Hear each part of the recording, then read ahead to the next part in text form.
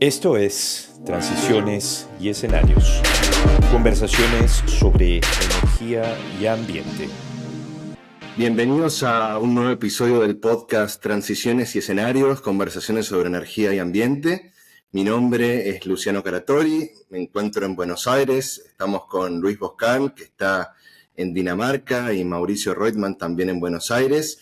Como ustedes saben, el propósito de este podcast es conversar con invitados, especialistas reconocidos a nivel regional, a nivel mundial, sobre aquellas cuestiones con temas que afectan hoy a las compañías, a las personas y a los gobiernos de Latinoamérica y el Caribe. Hoy estamos con una invitada muy especial. Le voy a dejar la palabra a Luis para que pueda presentarla. Bueno, para nosotros es un inmenso gusto darle la bienvenida a Mónica Landaeta, quien es especialista en mercados de capitales y finanzas sostenibles. Mónica tiene experiencia de más de 15 años trabajando en organismos multilaterales tales como CAF, Banco de Desarrollo de América Latina, y en los últimos 8 años ha estado vinculado al BID Invest, que es el brazo privado del grupo BID, Banco Interamericano de Desarrollo. Mónica inició su carrera en el Banco Central de su país de origen, que es mi país de origen, Venezuela. Mónica tiene un máster en finanzas internacionales de la Escuela de Organización Industrial de España y de negocios de Georgetown University en Washington, D.C., Estados Unidos. A Mónica tuve el inmenso placer de conocerla ya hace unos 16 años atrás en el Banco Central de Venezuela, donde ambos comenzamos nuestra carrera. Un placer tenerte en el podcast y te agradecemos muchísimo, Mónica. Muchísimas gracias, Luis. Encantada de participar en este espacio para promover las finanzas sostenibles. Mónica, voy a avanzar con una primera pregunta para aprovechar tu conocimiento y darte la bienvenida también de mi parte, Mauricio Reutemann desde Buenos Aires. En términos de llevar un poco al llano esta idea de las finanzas sostenibles y el desarrollo sostenible, ¿cómo podés de alguna manera contarnos, explicarnos cómo funciona este mecanismo de esta ingeniería financiera vinculada a lo sostenible? O sea, cómo las instituciones financieras como BID Invest, como muchas otras, se pueden volver impulsores del desarrollo y, en nuestro caso, que es de mucho interés, de la transición energética. ¿Cómo se me ocurren preguntas como a quiénes financian ustedes? ¿Quiénes ponen esos fondos? ¿Dónde van a buscar ustedes esos fondos?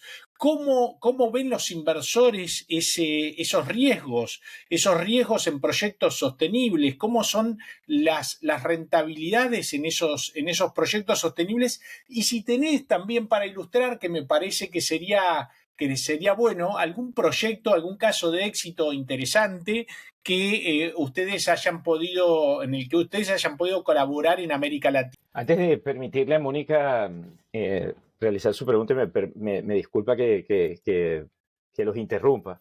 Yo quisiera hacer el disclaimer usual. Estamos conversando con una especialista que, si bien está vinculada a un organismo multilateral, ella refleja en esta conversación con nosotros sus opiniones personales y en ningún modo compromete la opinión o posición oficial de ninguna de las instituciones con las que ella está vinculada o haya estado vinculada en el pasado. Solamente quería hacer ese disclaimer usual. Adelante, Mónica. Muchas gracias. Vale. Muchas gracias, Luis. Bueno, ¿por dónde empezar? Ese es un camino que, digamos, se ha iniciado ya desde hace algún tiempo. Yo lo llevaría hace como 10 años, en donde más específicamente las estructuras bajo ESG, no solo internacionales, locales también. Existe, pues, para muchos, dado este crecimiento, digamos, tan acelerado en los últimos años, el Instituto, el International Capital Market Association, ICMA, son sus siglas en inglés, es un organismo non-profit organization, que son digamos, los que tienen como visión principal promover, digamos, estandarización de definición de qué son finanzas sostenibles, definiciones de categorías sostenibles y mucho más contexto sobre estas estructuras específicas dentro de los mercados de capitales globales, sobre todo. Entonces tenemos una guía, una recomendación avalada por más de 80 miembros en la cual establecen cómo se debe estructurar cada una de estas emisiones o las recomendaciones desde su punto de vista en cómo estructurar estas operaciones en los mercados de capitales. Es muy sencillo y me voy a ir por el proceso lo más corto posible para que quede un poco claro de cómo seguirlo. Su recomendación se basa en 4 pilares importantes. El primero de ellos es definir el uso de fondos, ¿no? Cuando hablamos de definir el uso de fondos, se refieren a que la compañía, el corporativo, el supranational, la institución financiera, quien sea el emisor, necesita definir cuáles son las categorías sociales, verdes, sostenibles a las cuales va a dedicar o va a asignar los fondos levantados en los mercados de capitales bajo este esquema. Ellos sugieren algunas definiciones tanto para social como para verde y promueven o definen cada una de estas categorías para que sea de fácil entendimiento en todo el mundo, digamos, ¿no? Que lo que llamamos energías renovables a nivel global también se entienda por energía renovable en cualquier otro mercado local. Entonces, ese es como el primer paso, ¿no? Definir hacia dónde quieres destinar y financiar o dedicar los fondos que levantes en los mercados de capitales. Lo segundo es informarles a los inversores cómo vas a usar los recursos financieros, los recursos levantados. Es decir, una vez haces la emisión de bonos o la emisión de ese instrumento financiero en los mercados de capitales, ¿qué vas a hacer con esos proceeds? Entonces, sugieren que bien sea se dedique una cuenta green account, depende quién es el emisor, a veces dedican un green account, a veces hacen un track importante o detallado sobre cómo se mueven esos fondos, pero de cualquier manera separarlos del manejo del resto del cash que esa compañía tenga, ¿no? Así puede ser, digamos, más fácil el tracking de esos fondos levantados. Lo tercero que recomiendan es definir cuál es el proceso para que los proyectos que vas a financiar o para el business que vas a sustentar, vas a dedicar los fondos, efectivamente sean elegibles, ¿no? Y para ello sugieren establecer un proceso claro de selección y evaluación de proyectos. Cada compañía tiene, digamos, la potestad de ajustarlo a su business model, de acuerdo a sus políticas internas, a las regulaciones locales, pero siempre, digamos, en consonancia con las recomendaciones específicas del ICMA. En este caso, para temas, digamos, sociales, recomienda que sea claramente definido. Si estás generando un proyecto con un impacto social, que se defina claramente cuál es el target population, por ejemplo. Va a ser low income, va a ser población, diversidad en la población o específica población en el país en donde estás financiando o donde estás haciendo el negocio, personas que necesitan ayudas desde el punto de vista de salud o personas de avanzada edad. Es decir, define cuál es el target de la gente, el cual va a tener un impacto esa inversión social. Del lado verde, un poco más distinto, sugieren que se defina claramente también cuál es el proceso para definir si un proyecto es catalogado o categorizado como verde, independientemente, digamos, de todos los tipos dependiendo de todos los tipos de financiamiento verde que existe, bien sea energía renovable, bien sea transición, bien sea reducción de emisiones, cualquiera que sea, digamos, el objetivo del lado verde, pues definirlo claramente en ese proceso de selección. Tiene que cumplir con regulación local, tiene que cumplir con la política interna, etc. Y luego, el cuarto pilar y el más importante es el reportar de vuelta. Es el decir qué hiciste con los fondos un año después. Entonces, en ese sentido, ellos sugieren que los emisores que emiten y que estructuran estas deudas en los mercados de capitales vuelvan con el inversor un año después y les reporten cómo lo usaron, a qué proyectos específicos fue dedicado esos fondos levantados. Esto en el caso de que se realice, digamos, una estructura bajo un programa de financiamiento sostenible reconocido por la ICMA y aprobado por todos los estándares, digamos, aprobados o en línea con todos los estándares internacionales. Hay otro tipo de estructura que no necesariamente encaja en este digamos, framework, en este framework, y son los verdes, son los bonos linkeados a la sostenibilidad. Allí cambia un poco el picture, ¿no? Y creo que estos bonos linkeados a la sostenibilidad son bastante, cada vez han recobrado bastante, digamos, éxito y espacio en los mercados de capitales, sobre todo por los emisores corporativos, financieros, en todo el mundo. La principal, digamos, objetivo de estos bonos es linkear, y aquí quisiera ser muy clara o bien específica, es linkear el cupón de ese bono que emitimos a una realización o un goal específico a alcanzar en un momento X. Entonces, digamos que yo soy una compañía que produce zapatos. Entonces, yo voy a estructurar un Sustainable Linked Bond a puntos básicos más de lo que normalmente pagaría si es que no llego a la meta de reducir, no sé, el número de gases normalmente usados durante mi proceso de producción para estos zapatos. Entonces, digamos que mi target son, aquí estoy hablando en números muy, muy generales, a lo mejor los expertos tienen números un poco más específicos, pero solo para ponerle números al ejemplo, digamos que mi target es reducir emisiones por hasta 30 toneladas en los siguientes 3 años.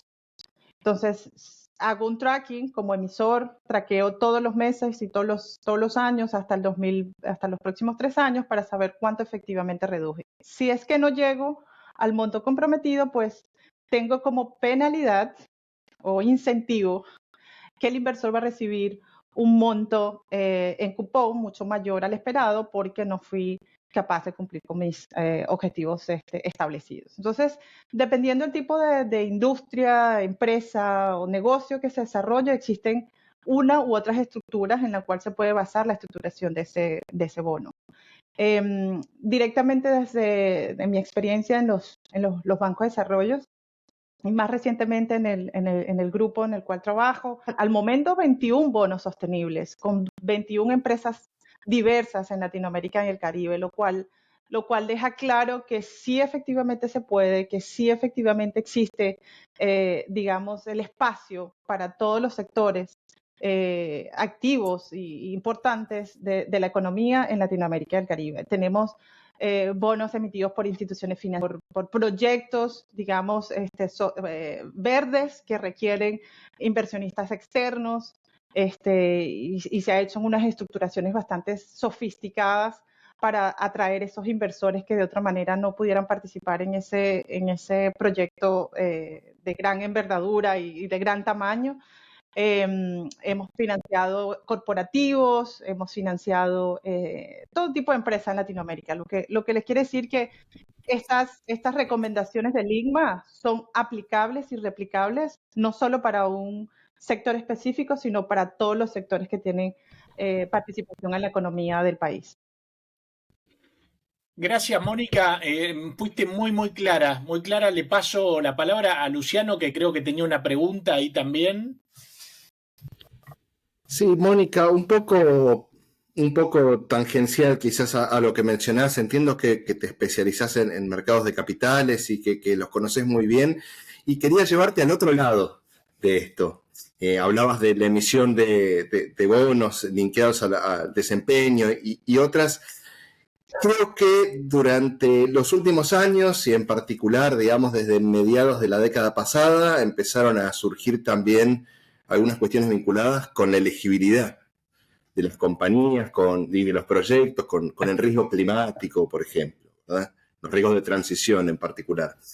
Y aparecieron algunas iniciativas, digamos, probablemente la más conocida es la TCFD, diversos estándares, procesos que primero fueron voluntarios y ahora hay cierta tendencia a que algunas de estas iniciativas se vuelvan obligatorias, ¿verdad? Y esto no es una novedad, es un proceso que posiblemente sea similar a cuando empezaron a incorporarse el análisis de riesgos sociales y ambientales para habilitar inversiones, pero percibimos cierta incertidumbre en particular por parte del sector privado, como una especie de brecha de capacidades para entender dónde están parados y hacia dónde podrían ir para no verse afectados negativamente por estas transformaciones. ¿Cómo pueden prepararse las compañías de la región para esto, para estas transformaciones? ¿Ves alguna brecha de capacidades, alguna recomendación, alguna forma de cubrir esa brecha? Creo que sí, yo creo que es importante reconocer un poco que algunos de los sectores en nuestra región todavía no están digamos, al día de hoy en cómo se han desarrollado todas las voluntarios o no voluntarios esfuerzos para estandarizar no solo la forma en cómo se mide el impacto, sino la forma en cómo se hace disclosure y se promueve la transparencia de todo el negocio verde o sostenible que dices hacer o que la compañía dice hacer, ¿no? Y perfecto los casos que mencionaste, TCFD, también tenemos y se sigue como muy derechito los Harmonized Impact Indicators, que también es otra iniciativa en cómo medir impacto y cómo reportar impacto.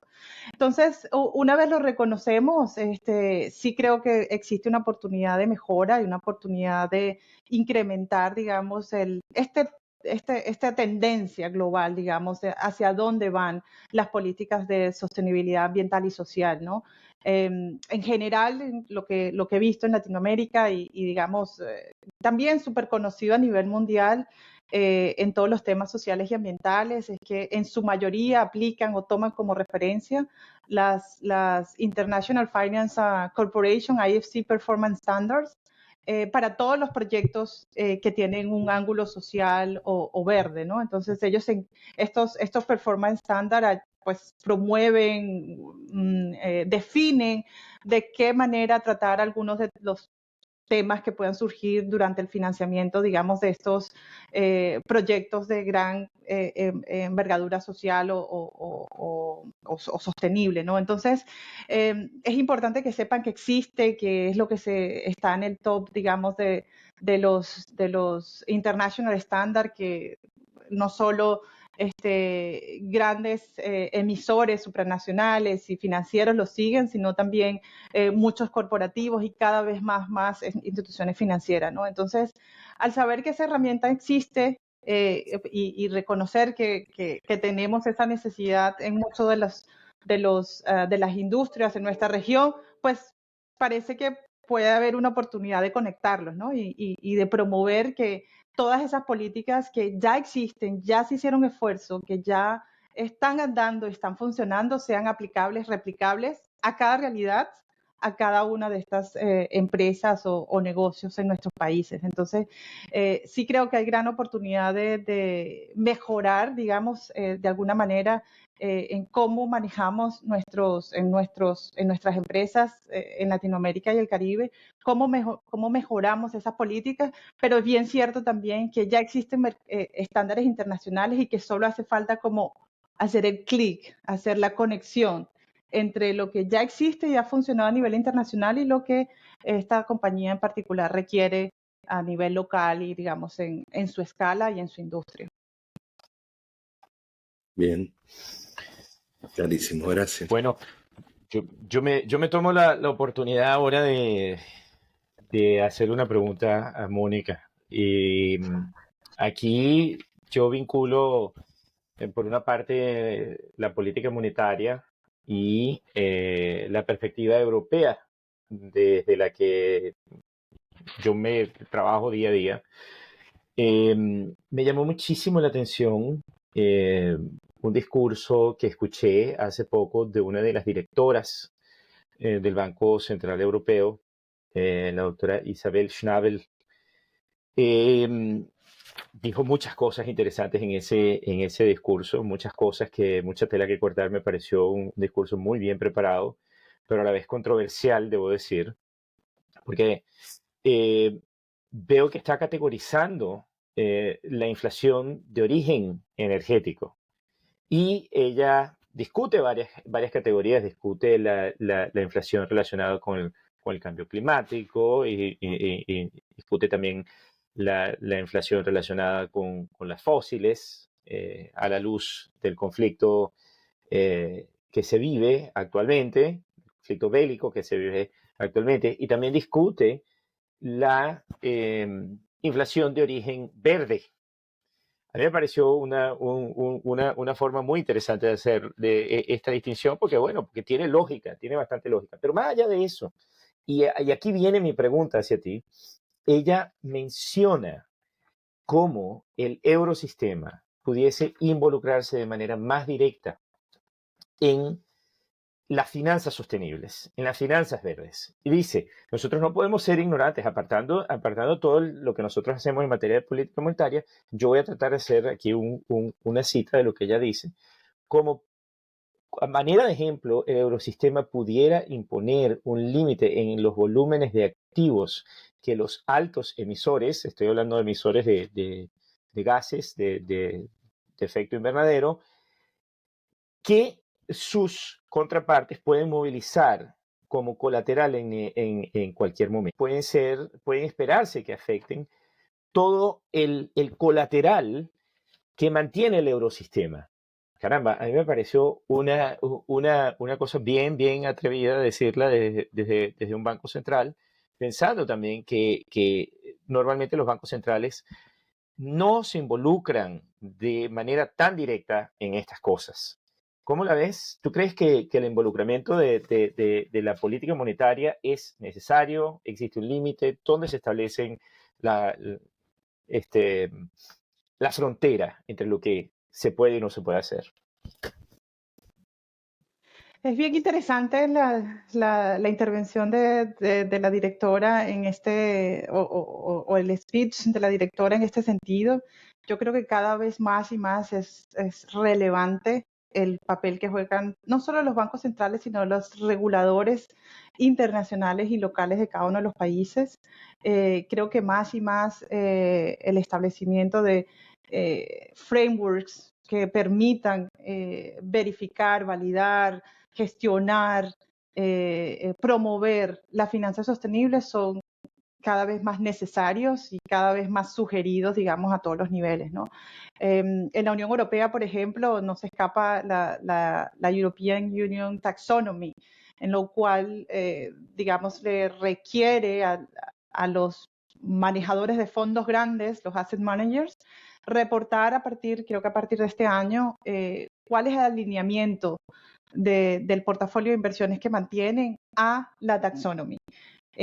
Si bien es difícil y si bien se entiende que, digamos, cuando se desarrolla un taxonomy, vienen muchas discusiones sobre cómo definir cada tipo de inversión, si bien es digamos, bastante conversable y discutible, digamos, esas definiciones y requerimientos para ser elegibles o tener elegibilidad de tus activos a ese taxonomy, el esfuerzo de ponerla digamos, a disposición y no solo a disposición, el esfuerzo de requerirlo a los grandes manejadores de fondos es un gran avance, digamos, y es una gran ayuda para toda la promoción de las finanzas verdes y sostenibles, ¿no?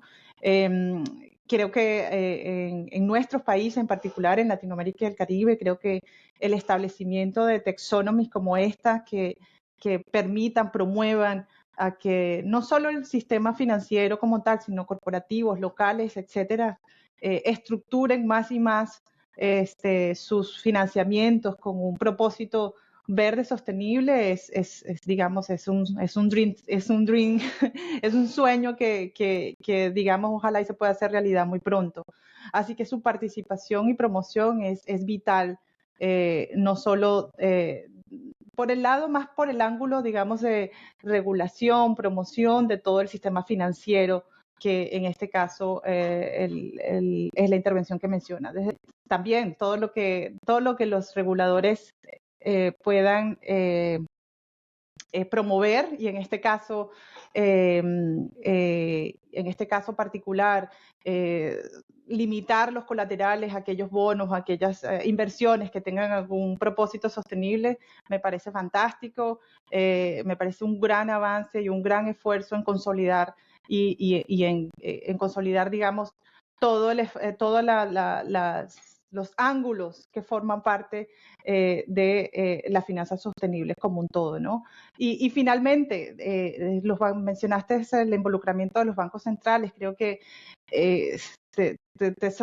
puede sonar, digamos, un poco increíble, pero los bancos centrales son los manejadores de fondos más grandes en el mundo.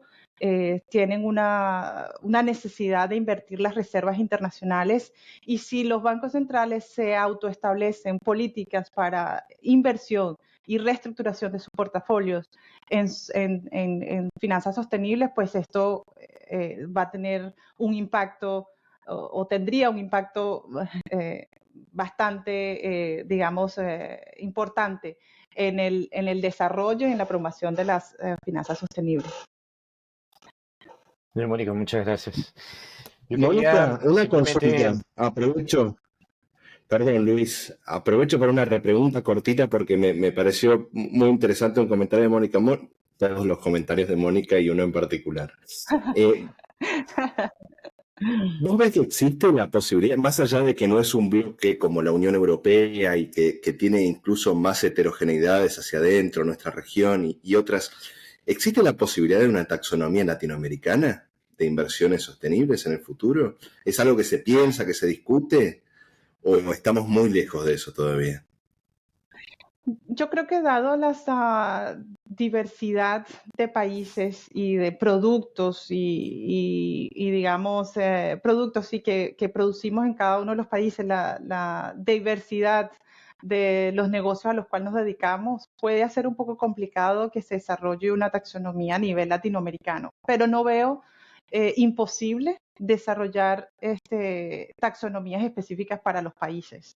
Es decir, ya hemos visto, mencioné el ejemplo de la European Union, pero Estados Unidos, a través de la Security and Exchange Commission, este año acaba de solicitar también que los asset managers basados o con dirección en Estados Unidos comiencen a promover la alocación de sus recursos en finanzas sostenibles, y ya distribuyeron un paper para que comiencen a familiarizarse con cuáles son las definiciones de acuerdo a la SEC que se deben seguir. Canadá, por su lado, también ha desarrollado su taxonomía, todavía se encuentra en discusión, pero todo esto lo menciono para darte el argumento de que por tratarse de economías tan diversas, tan distintas, y al momento con currencies, con monedas también que fluctúan de manera incluso inversa o no correlacionadas una con la otra. Creo que el desarrollar taxonomías que reflejen la realidad de cada país, que reflejen la producción sí, la producción a la que se dedica, el negocio al que se dedica, es más estratégico y creo que es más aplicable y más doable hacia adelante que empezar un esfuerzo de hacerla estandarizada a toda Latinoamérica cuando ya sabemos que existen tantas diferencias, digamos, como las mencioné antes. Gracias. Gracias, Mónica. Sí, ya estamos cerrando, lamentablemente, pero me gustaría hacerte una consulta, volviendo a cuestiones, nos fuimos hacia preguntas complejas de cierta profundidad. Vuelvo a lo básico que me interesa que nuestra audiencia tenga vienen claro los instrumentos de las finanzas sostenibles. Ustedes hablan de bonos temáticos, ¿no? Vinculados a los verdes, a los sociales, los sostenibles, los bonos azules, bonos de género, los vinculados a ODS, a transición energética. ¿Me podrías hacer una descripción muy básica y pedagógica de estas temáticas y una breve síntesis de cómo funcionan, cuáles son sus similitudes y diferencias? Entre los diferentes tipos de bonos, ¿quieres decir? Sí, correcto. Sí, claro, las diferencias, todo parte y todo nace, mencioné al inicio, en la definición de uso de fondos o la vinculación del bono, de rentabilidad del bono a un target. Entonces, una vez esta decisión es hecha, cada una de las categorías funcionan de manera distinta. No me lo sé de memoria, pero creo que por el lado social son 9 categorías, por el lado verde son 6 o 7 categorías. Entonces, dependiendo de cuál es el approach que la institución quiere seguir, puede establecer su framework sostenible basado en una o más de una de estas categorías. Y finalmente, comprometerse a gestionarlo o también tal vez en una cuenta verde o traquear los fondos, comprometerse a establecer un proceso de selección riguroso para clasificar el negocio que genera dentro de esa categoría y también comprometerse a reportar de vuelta.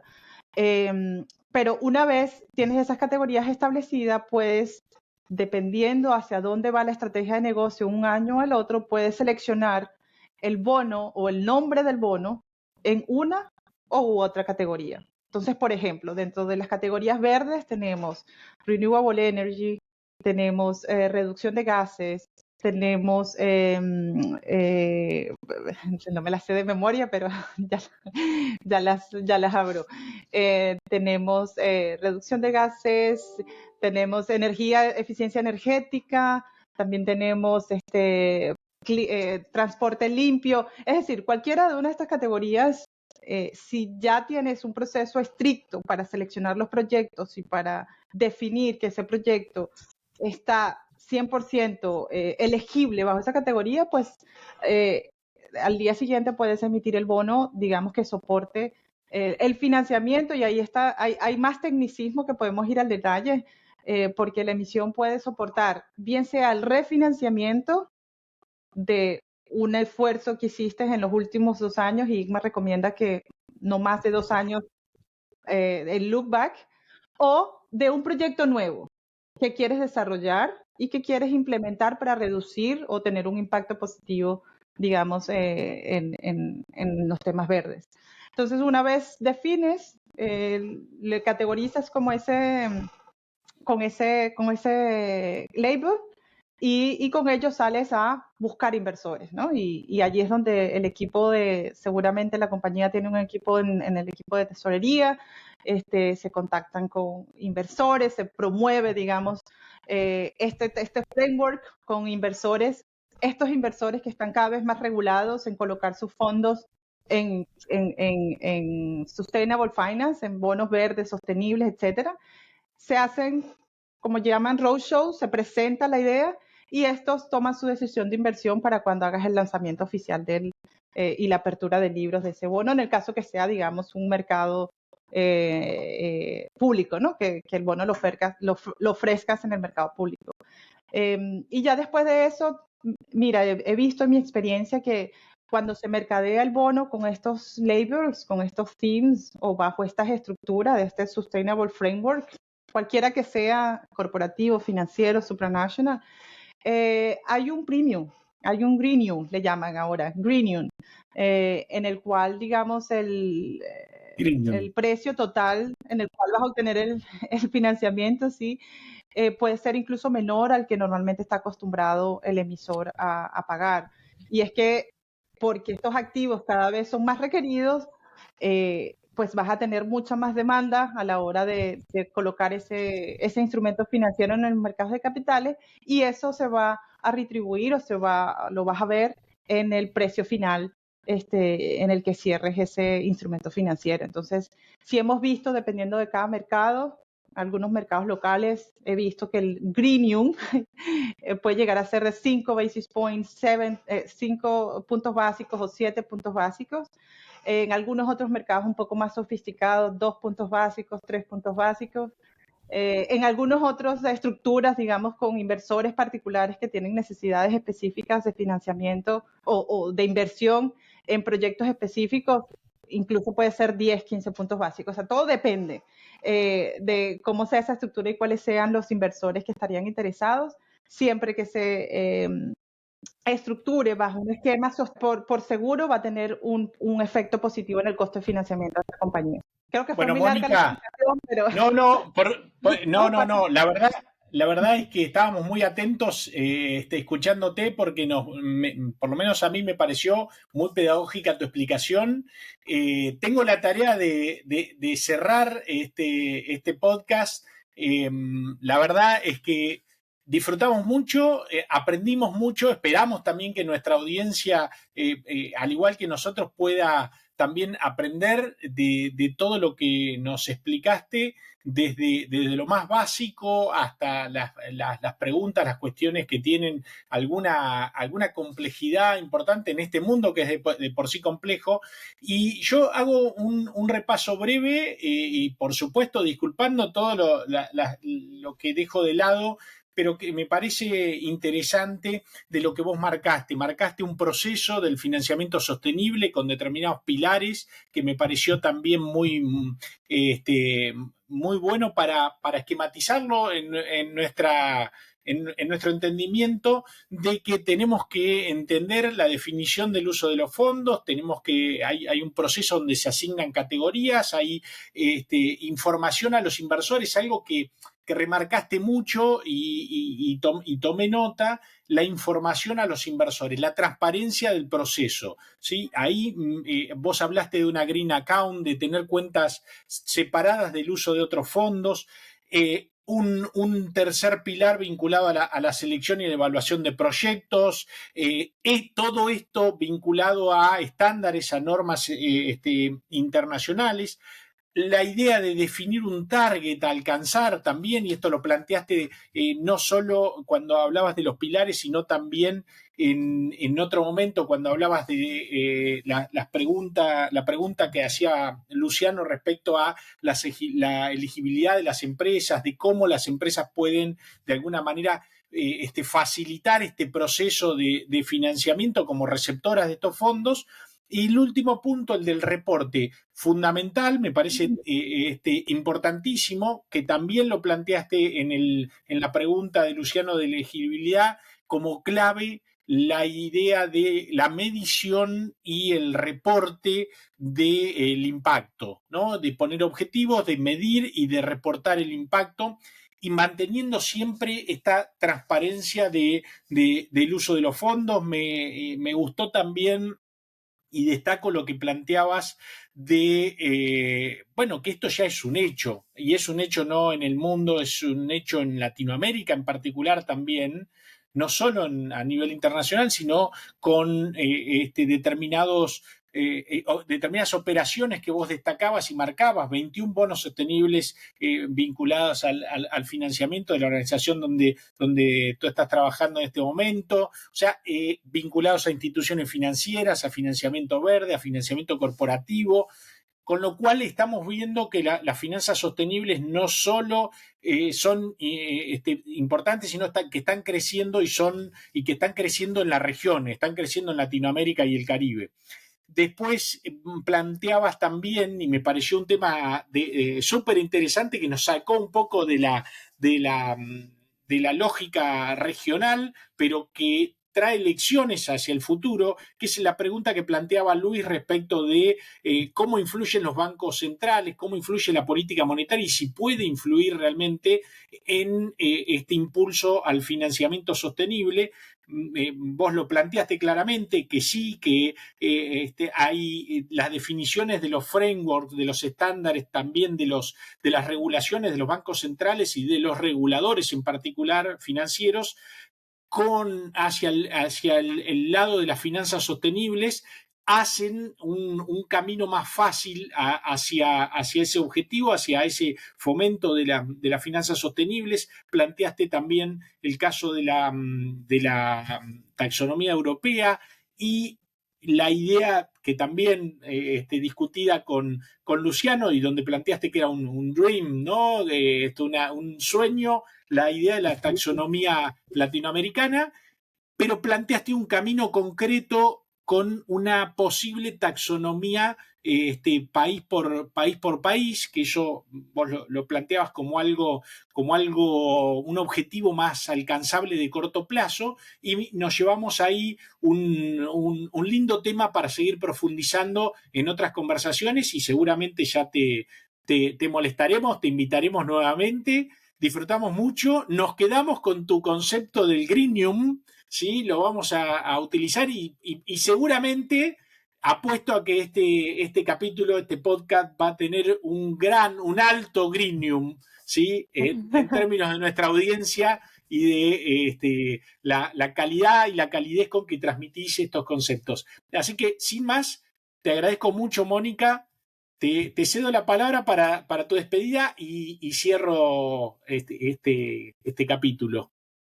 Vale, Mauricio, y bueno, como despedida, agradecerte a ti, Luciano, Luis, por contactarme. Feliz de participar y promover las finanzas sostenibles, estándares internacionales en mi región, en nuestra región. Así que aquí sí fue un gustazo, digamos, conversar y ampliar un poco más al respecto. Happy to follow up si tienen algún otro tema de interés que consideren que pueda aportar, digamos, algo de la experiencia que he compartido ahora. Así que muchas gracias por ello y encantada también de finalizar el podcast. Muchas gracias, Mónica. Y bueno, cerramos este nuevo episodio de Transiciones y Escenarios, conversaciones sobre energía y ambiente.